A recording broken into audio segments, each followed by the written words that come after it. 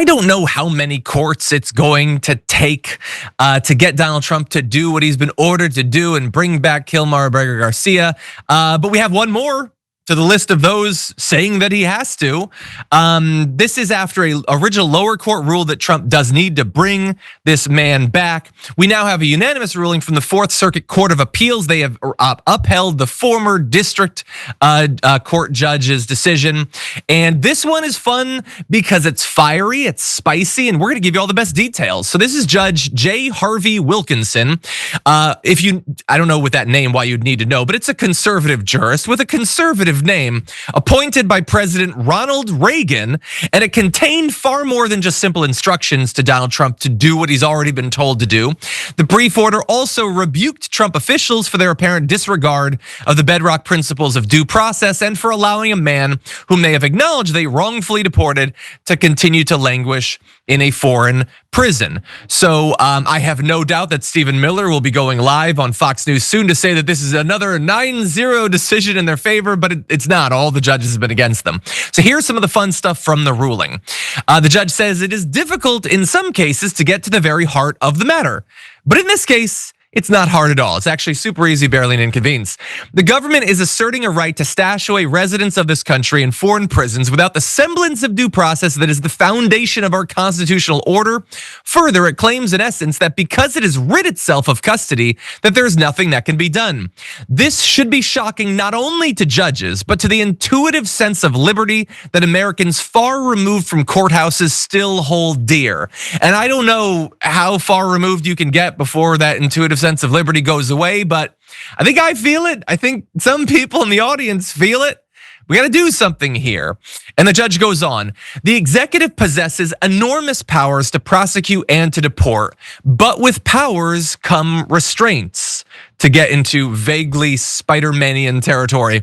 If today the executive claims the right to deport without due process and in disregard of court orders, what assurance will there be tomorrow that it will not deport American citizens and then disclaim responsibility to bring them home?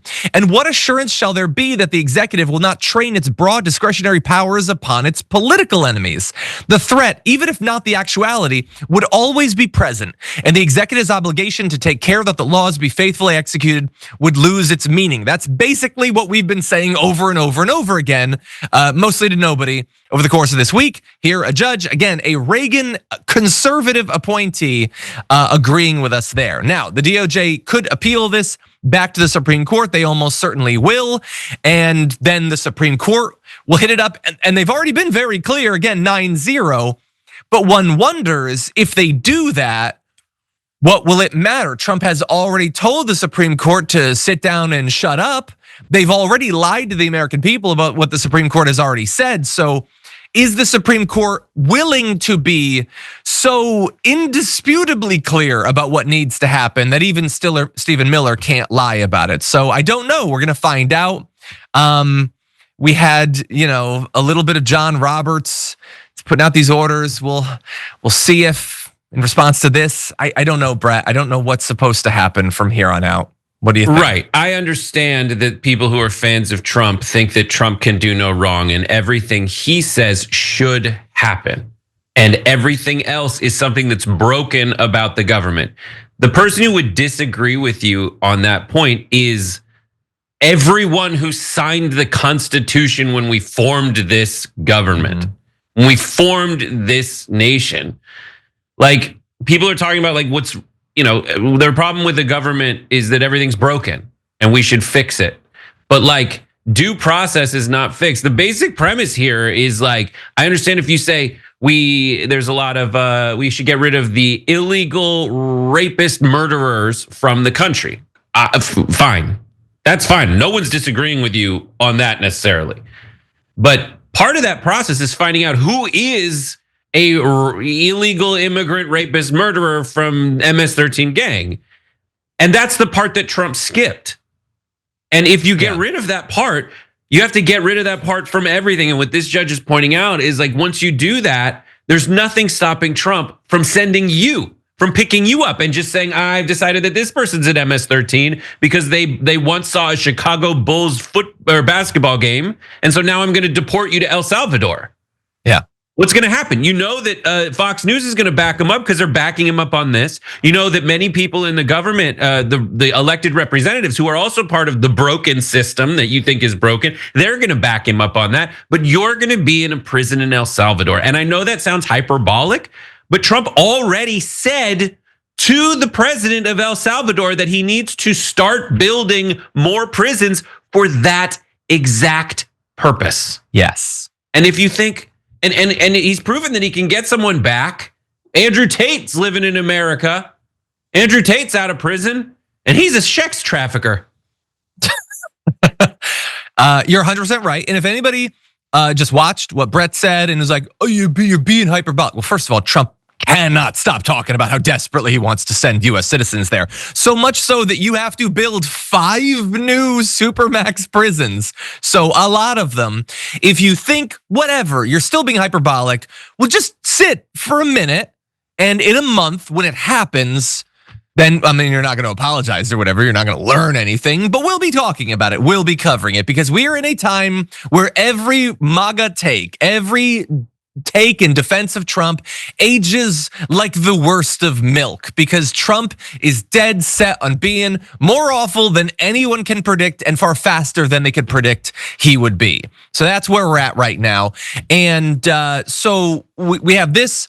By the way, we have the possibility of them being found in criminal contempt of court.